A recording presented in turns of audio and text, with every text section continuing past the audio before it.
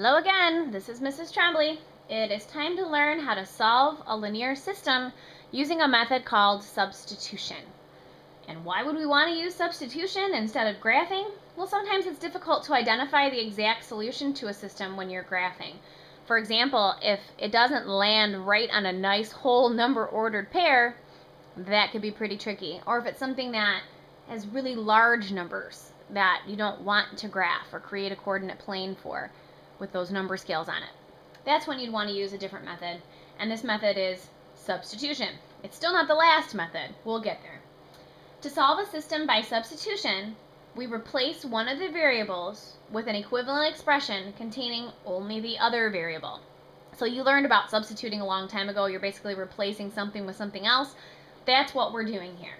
And there are a list of 6 steps we'll kind of refer back to as we're solving through each example.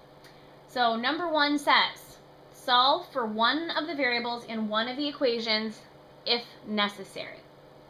So I'm just going to kind of take the first example and go through each of these steps. So step 1, solve for one of the variables in one of the equations. You're given this system right here with the first problem. And do you see how y is by itself in one of the equations? That's what step 1 is saying. Make sure that one of the equations is solved for one of the variables. So step 1 is already done here because I already have the y by itself. It could be the x by itself, you'll see later on, as long as one of them is in one of the equations. Number 2 says, substitute the resulting expression into the other equation. Okay, so here's where the substituting happens. So if these two equations form a system, that means that they share that xy value that makes both of them true, then we're allowed to do this. Y equals 4x minus 1, right?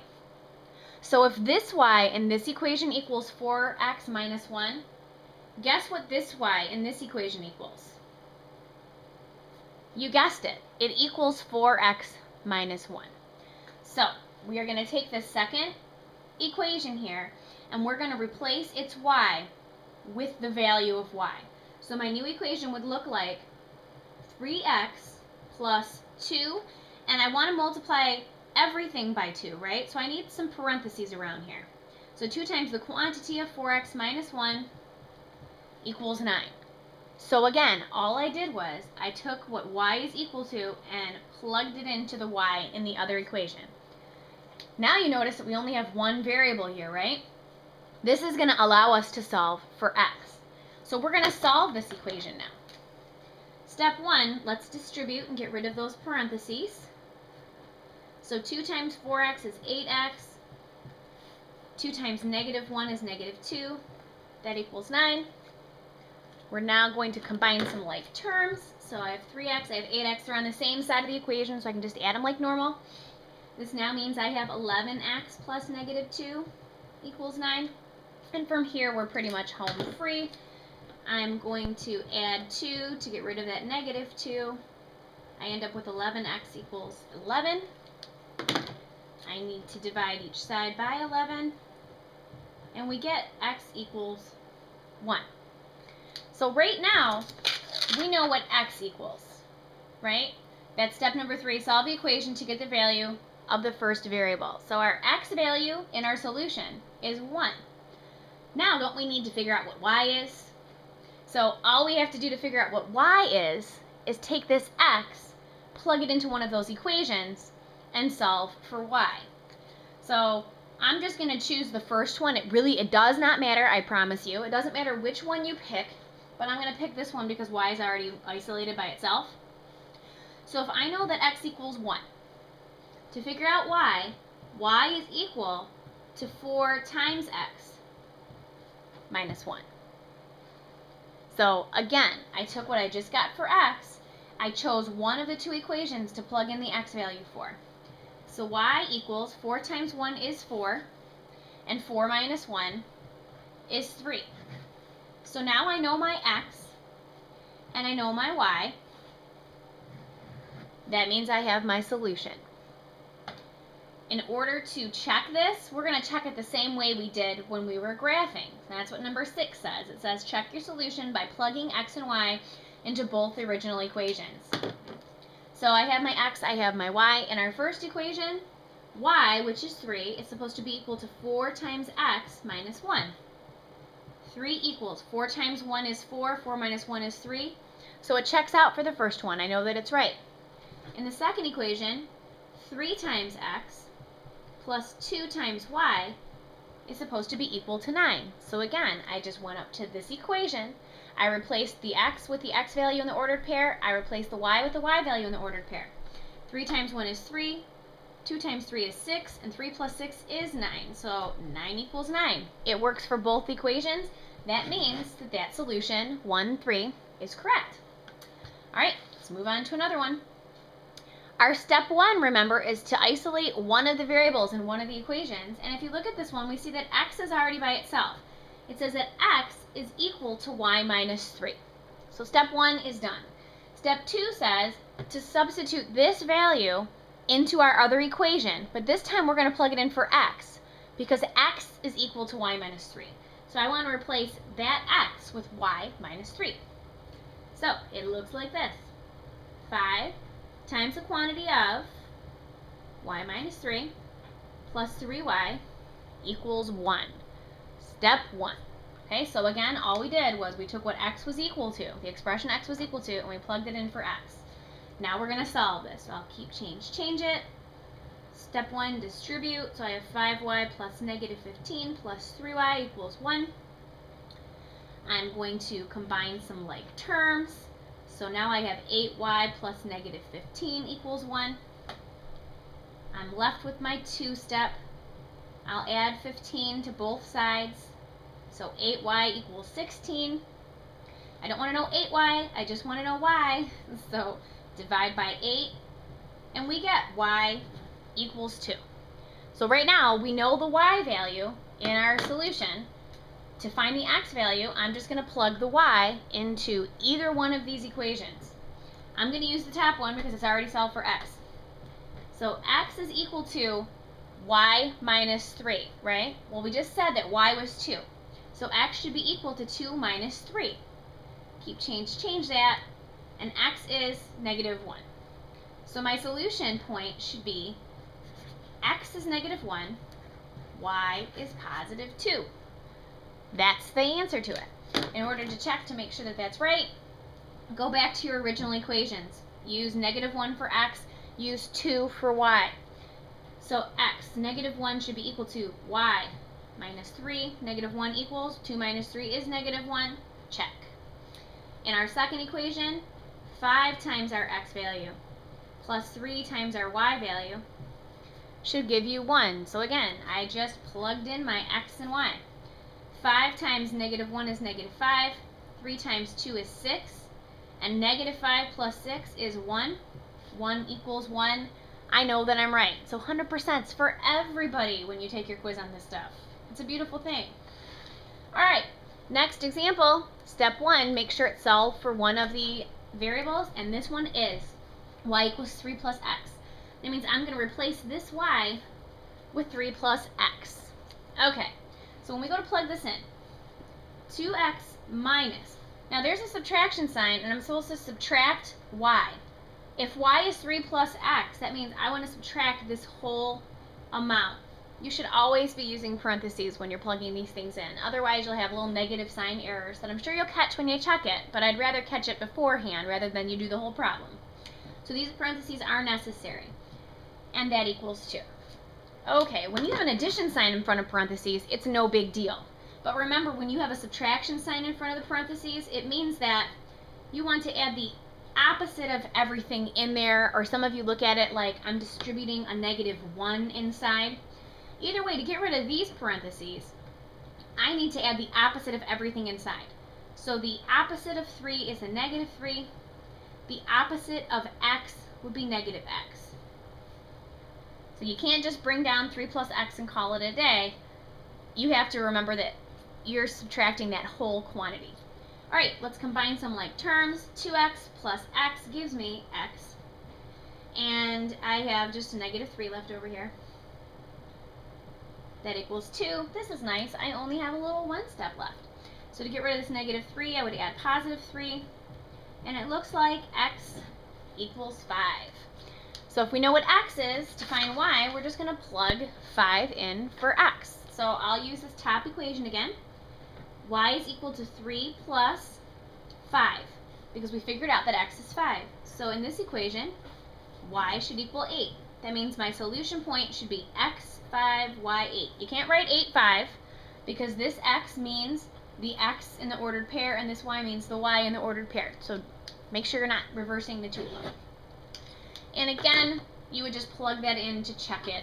So y equals 3 plus x, y is 8, equals 3 plus x, which is 5. Does 8 equal 8? Sure does. In our second equation, it says that 2 times x minus y should equal 2. Does 10 minus 8 give you 2? It sure does. So we know that we are correct. So you don't have to write out your check when you're doing your homework problems for every single one. It's not necessary to do that, but you should do a little quick check. You can use your calculator to do that. You could do those in your head. I'm going to write them out here, and I want you to write them out in your notes as well, so that when you refer back to it, you have a nice example of that. All right, next page. Sorry, it's not over yet. Okay, so in this equation here, I have x plus y equals 2, and I have 5x plus 4y equals 5. This is the one and only example I give you where one of them's not isolated yet. So your job is to actually get x or y by itself to start. So when I look at this top equation, I see that x and y have a coefficient of 1. I'm going to want to isolate something in that one, because then I don't have to divide. It kind of saves some time. So we'll solve for y because I'm so used to solving for y. So in this one, you should start off by isolating one of the two. And I said I'm going to isolate the y. So y is equal to 2 minus x. So if we know that y equals 2 minus x in this top equation, that means that this y is also equal to 2 minus x. So let's plug it in. Now these are just like before. So 5 times x plus 4 times whatever y is, which it is 2 minus x, equals 5. And we've got a lovely multi-step. So I'll add the opposite. I love my keep, change, change. Distribute, I get 8 plus negative 4x equals 5. We'll combine some like terms. 5x plus negative 4x is just plain old x. I'm going to add negative 8, and x equals negative 3. So I know in my solution that x is negative 3. In order to figure out what y is, I need to plug x equals negative 3 back up into one of the two equations. I would go with the original ones because, again, it's always possible that when you rearranged, you made an error somewhere. And I'm still going to use that first one, x plus y equals 2, just because they don't have coefficients other than 1. It's easier to work with those. So if x equals negative 3, and I'm using my top equation there, that means that negative 3 plus y should equal 2. So again, I took my solution of x equals negative 3, and I just replaced that x with a negative 3. And now all we have to do to get y by itself is add 3 to each side, and y equals 5. So if we did all of our math correctly, our solution should be negative 3, 5. That would be the point on a graph where they overlap. That would be the point in the table where the y values are the same for the negative 3x value. Let's check them real quick. So I have negative 3, 5. In our original equation, it says that x plus y should be equal to positive 2. Does negative 3 plus 5 give you 2? Yep, it sure does. In our second equation, it says that when you take 5 times x plus 4 times y, you're supposed to get 5. Well, 5 times negative 3 is negative 15. 4 times 5 is 20. And negative 15 plus 20 is 5. And 5 equals 5. That just took a second. And now we know that our answer is right. It's a lovely thing. All right, story time. It's all about hamburgers. Well, kind of. Turkey burgers and veggie burgers. You know what a health kick I'm on. So, of course, it has to be turkey burgers and veggie burgers. Actually, I do prefer hamburgers. That's one little thing I'll tell you. I'll take a cheeseburger anytime. Okay, so you buy a total of 50 turkey burgers and veggie burgers for $90. This means you have a combination. You have 50 burgers total. Some of them are turkey, some of them are veggies. And it costs you $90 total. You pay $2 per turkey burger and $1.50 per veggie burger. Write and solve a system of linear equations to find the number of X turkey burgers and Y veggie burgers. So I know that in both of these, X is going to represent the number of turkey burgers and Y is going to represent the number of veggie burgers. When you look at this, you're given two rates. You're given the $2 per turkey burger and you're given the $1.50 per veggie burger. But you're also given two totals. You're given a total of 50 burgers altogether and a total of $90 altogether. So when we go to set up this system, because that's your first step, we need to write two equations here so we can figure out the number of turkey burgers and veggie burgers. My first one, let's look at the total number of burgers here. So if X represents the turkey burgers and Y represents the veggie burgers, I'm hoping this makes sense, if you take the number of turkey burgers plus the number of veggie burgers, how many burgers did you get total? 50.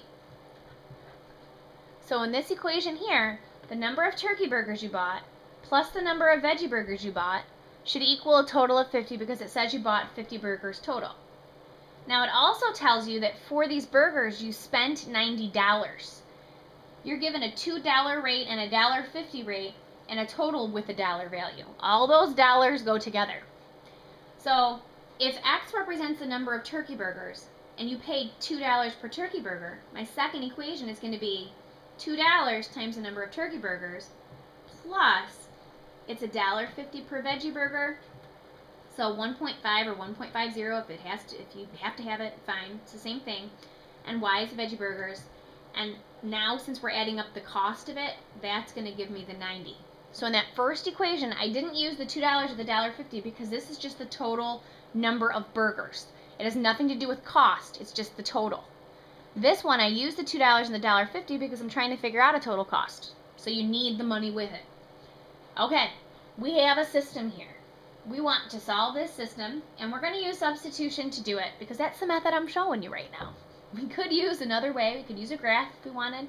We could plug those into a table and see where the Y values are the same, but let's use substitution. So if you recall, our step one, we need to isolate one of the variables. And I choose this first one. I have X plus Y equals 50. If I wanted to solve and get the Y by itself, I could change this to Y equals 50 plus negative X, right? I'm just going to hop to that step because I know you're pros at rearranging these at this point. So to get rid of this X that was being added, we just added a negative X to each side, and this equation becomes that. So I know that Y equals 50 plus negative X. If in this first equation Y equals 50 plus negative X, that means that this Y right here also equals 50 plus negative X. So let's go ahead and figure out what Y is. So 2X plus $1.50, I'm going to drop that zero now. I'm going to drop it like a bad habit. And I want to multiply that by Y. So Y is 50 plus negative X, and that's supposed to give me 90. So again, I just replaced this Y with what we said Y was equal to in our first equation. Now we begin our multi-step. So I have my 2X. Now I'm supposed to take 50 times 1.5. I'll give you a moment. Did you get it? Yep, 75 plus, I want to take 1.5 times negative X. That would be negative 1.5X, and that equals 90. We have some like terms to combine, right? I have this 2X and I have this negative 1.5X. 2 plus negative 1.5, you guessed it. That's 0.5X plus 75 equals 90. Now I need to get rid of that 75. So I'm going to add a negative 75 because that's a positive 75. Or you could just subtract 75 because that means the same exact thing.